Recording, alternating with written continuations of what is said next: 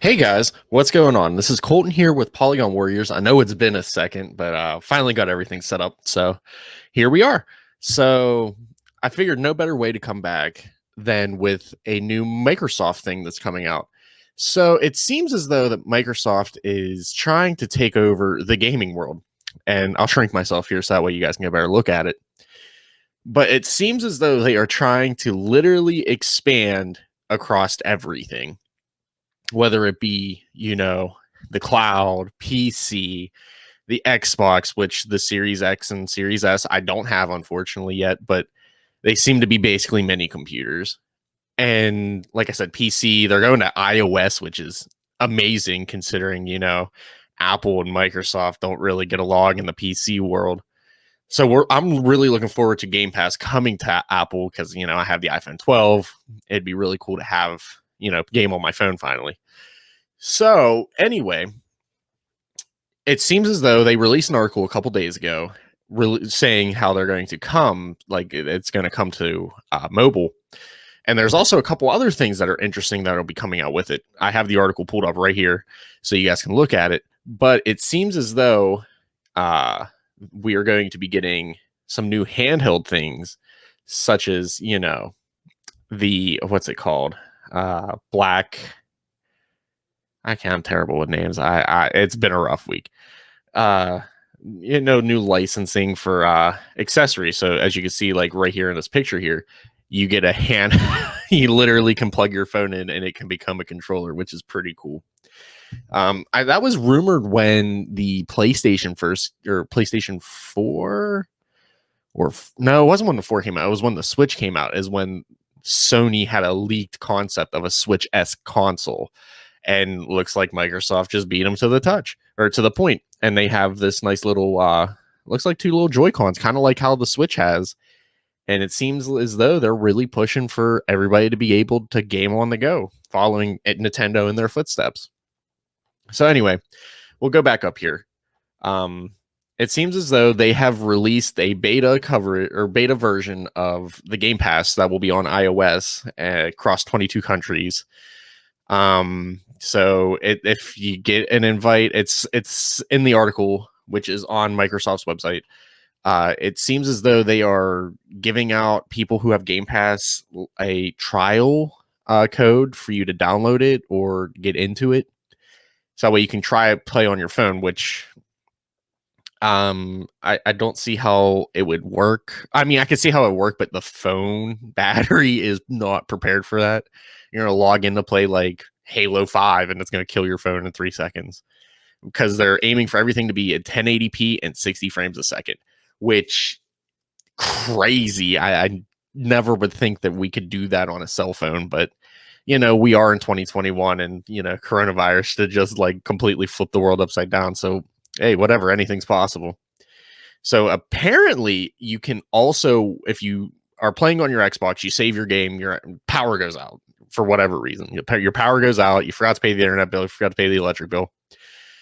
As long as you saved, you can plug it or you can log into your phone and you can pick up exactly where you left off, which is really interesting to me. And I really wish I had Game Pass to get one of these codes, because the more I talk about this and the more I read about it, looks super amazing.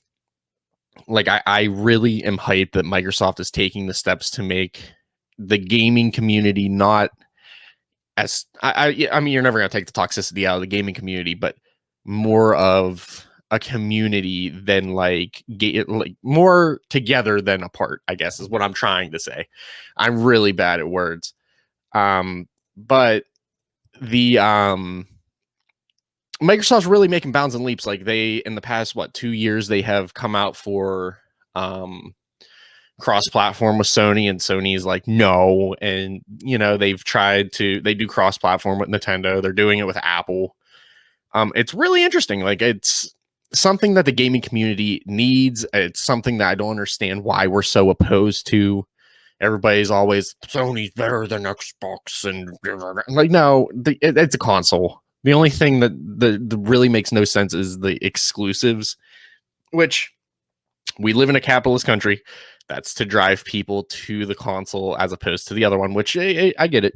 But really, at the end of the day, that's the only thing that separates the two. And it shouldn't be that big of a deal. If I have a friend that wants to play Call of Duty on PlayStation and I have an Xbox, we should be able to play together. Or, whichever. Or PC, which Microsoft's been doing for how long now. But, like, this whole article covers everything that I've been talking about. And now here's the Backbone one. That's what it's called. Those are the Joy-Cons.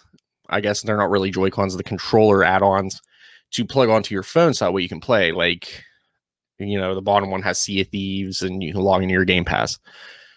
They also are pushing for the record. There is a record button. I'm assuming it is the red button right there where my mouse is, for you to stream on the go, which again, phone batteries aren't really made for that. So it'll kill your battery in, I would guess, about 30 minutes, which, I mean, I guess if you're streaming on the go or if you're just stuck on the bus or something, I see no harm in it, but I just don't see the practicality of this yet. Not that I'm not going to try it, because how I have iOS 13 and I have an iPhone. Why wouldn't I? But I just don't foresee it being all that good for your phone and lasting all that long on your phone until they get better batteries, obviously, which Apple's great at their battery life, but that's a different story for a different day. So it looks like you can just play on the go, really. All this is really talking about the the functionality, you can record on the go, you can stream on the go, you can do all this stuff on the go, which it worked well with the Switch, and I don't see why it won't work well with Microsoft, besides people being Microsoft 6, and which that a completely invalid argument. I don't understand why people would do that. It's a game. Just, if you're a gamer, you're going to play. Like, all those stereotypical Walmart shirts, gamers got a game. It's whatever. But apparently you can actually buy the Backbone, which I don't know if it has. I don't see the point in buying it if you don't have the access code, but it's $99 if you want to buy it. And there's also the Razer Kishi controller, which it looks like it breaks down as opposed to the Microsoft one, which is right here. It looks like the Microsoft one sticks out like this. You can actually break down the Kishi controller, but it looks like it has about the same functionality. It looks like it's more built for Androids. Maybe it's for iOS. I don't know. I'm not really. I saw the Backbone and I was like, why wouldn't I get the Microsoft branded one as opposed to the Razer one? But to each their own. If you prefer Razer, the Razer does have one. And then at the very end, which I can understand, if you have a Bluetooth wireless controller, you can do it with your phone now. But OtterBox released a new battery pack for controllers that lasts a little bit longer than the newer ones or the old ones or whichever. Battery packs always die on me within like 45 minutes, so I'd never unplug my controller.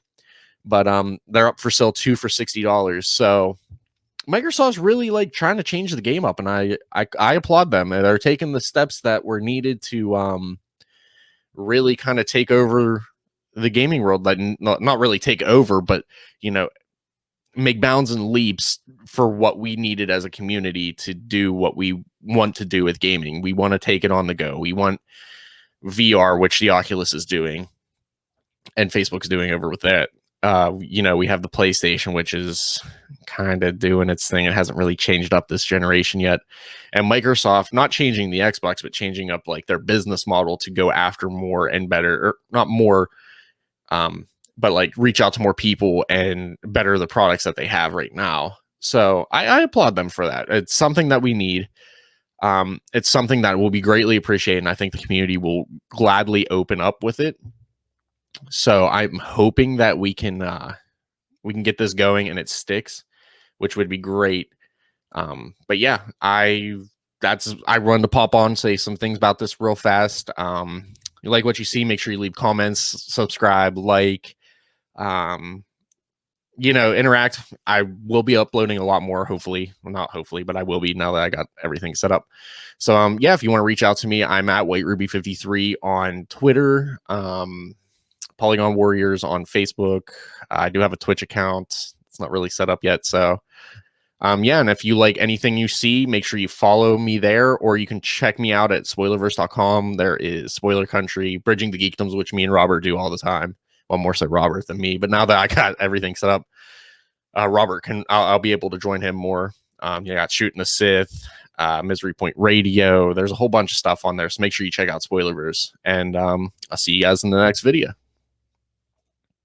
What's going on, guys? Did you enjoy this video? If you did, make sure you smash that like button. And for more, hit subscribe with that little notification bell. That way, you'll be notified every time a new episode drops. Thanks for watching, and I'll catch you all later.